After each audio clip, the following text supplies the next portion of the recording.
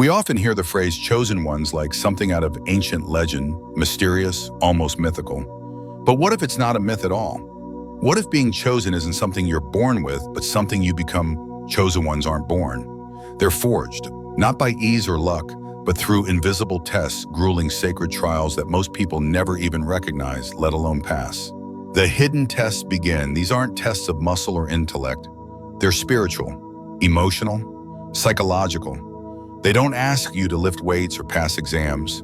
They ask you to confront your soul, to stand naked before your own truth, to question your identity down to its core.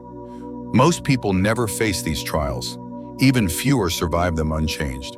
But the ones who do, they emerge different, sharper, stronger, more awake than ever before.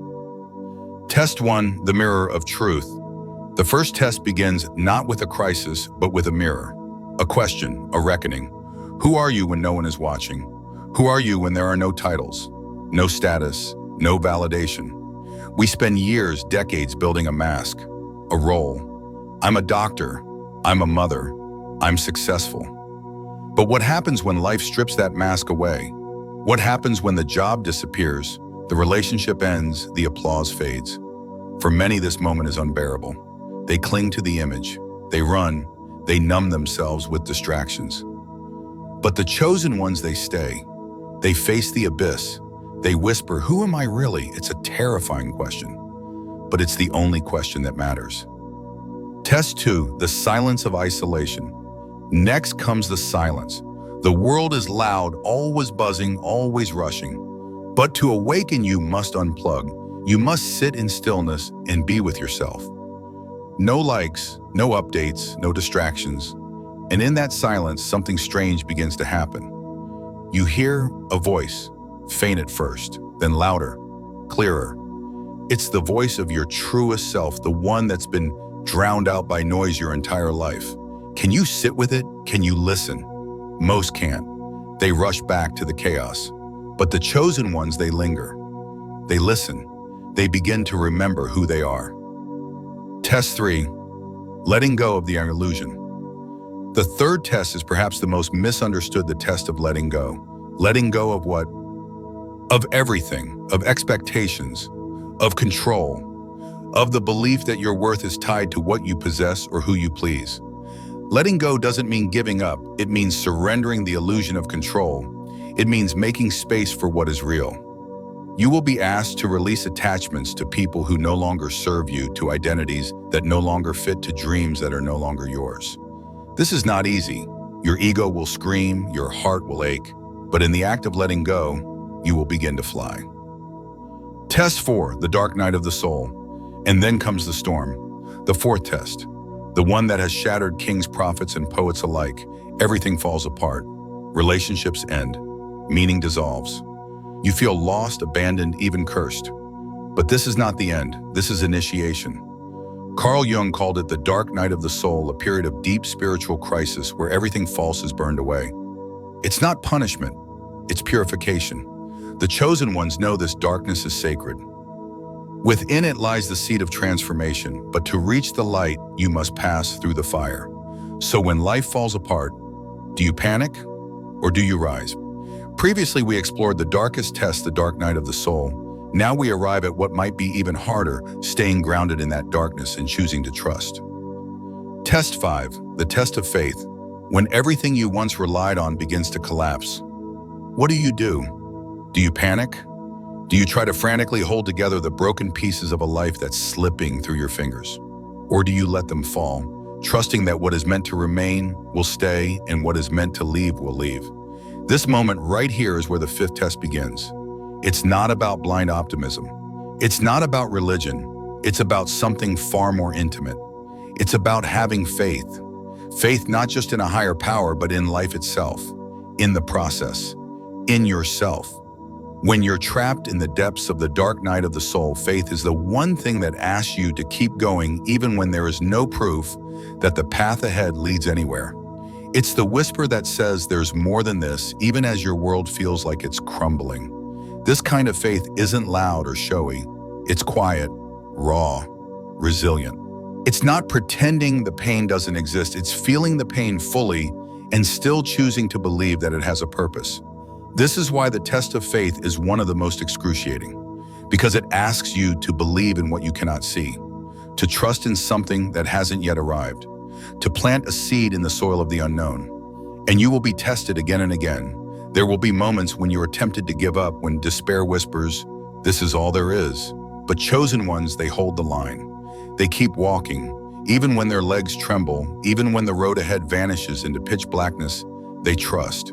Let me ask you, can you keep believing when the evidence is gone? Can you trust the process even when the destination is invisible? Test 6, the test of surrender. If you've come this far through the mirror of truth, the silence of isolation, the pain of letting go, and the darkness of the soul, you've proven yourself resilient. But now comes a different kind of challenge. Not to fight harder, not to endure more, but to let go completely. The 6th test is the test of surrender. Not surrender in the sense of giving up, but surrender in the sense of giving in. Giving in to the greater force that has been guiding you all along. Giving up the illusion of control. We humans crave control. We plan, organize, strategize, thinking that if we just try hard enough, life will bend to our will. But have you noticed life rarely cooperates with those plans? It twists, it surprises, it reroutes. And that's the point. Surrender means you stop fighting reality. You stop resisting what is.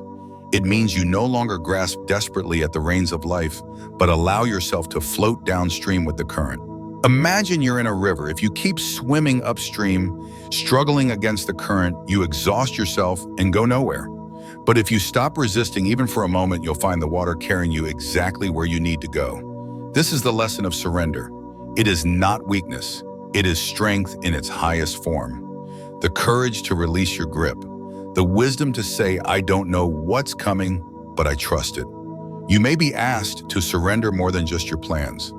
You may be called to release your identity, your ego, even the dreams you have held close to your heart. But surrender doesn't erase your power.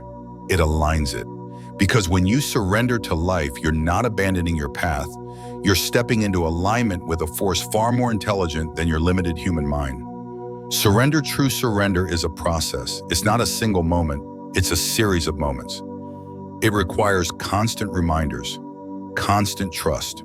So ask yourself, how much of your day is spent trying to force things into place?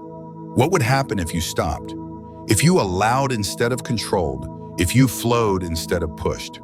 What would happen if you trusted? Stay with me, because once you surrender, you don't become passive.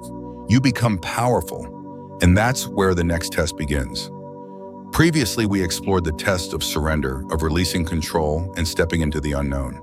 But what happens once you finally let go? What comes after surrender? Test 7, the final leap awakening. At the heart of every transformation lies one final test, one that cannot be forced, rushed, or achieved by sheer willpower. It is not a test of effort, but of perception, not of striving, but of seeing. This is the test of awakening. And only those who've passed through fire, who've been stripped of control, ego, and illusion, will be ready to face it. So what is this test really about? It begins with a simple but profound shift. After all the storms you've survived, all the breakdowns, the solitude, the pain, and the surrender, you reach a moment of stillness. And in that stillness, something stirs, a realization soft but unmistakable.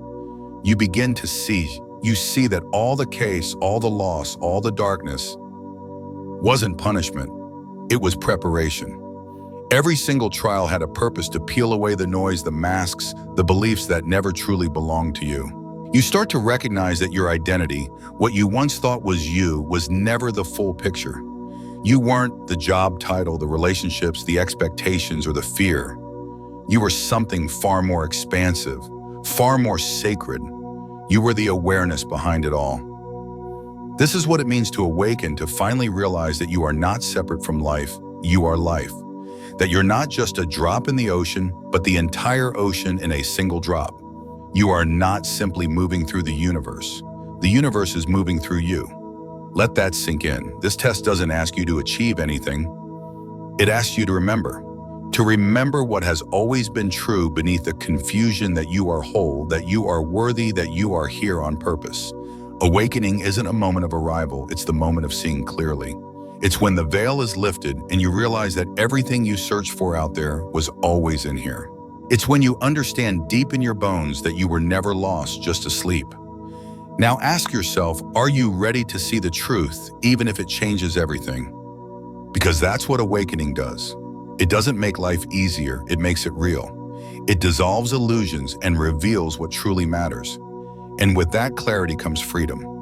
You no longer feel the urge to control because you understand life isn't happening to you. It's happening through you. You no longer chase your purpose because you realize you are your purpose. You were born with it. Every breath you take is already aligned with it. Every act of love, of creativity, of presence, that is your purpose unfolding. But don't mistake this for an ending. Awakening is not the finish line. It is the beginning of a new chapter, one where your actions come from clarity, not fear. One where your choices reflect love, not lack. Where your path is no longer dictated by survival, but by soul. And this is the final truth the chosen ones awaken to. You are not here to fix yourself. You are here to remember yourself, to return to your essence, unshaken, unmasked, and unafraid. You are not separate from the universe. You are a living, breathing, vibrant expression of the universe. And once you know that, truly know that nothing can ever be the same. So let me ask you one last time, are you ready to awaken? Are you ready to step fully into the truth of who you are, not the version you were told to be, but the version you were born to become? Because if you are, then you are no longer walking in the dark. You are walking in purpose. You are walking in light. You are walking as one of the chosen.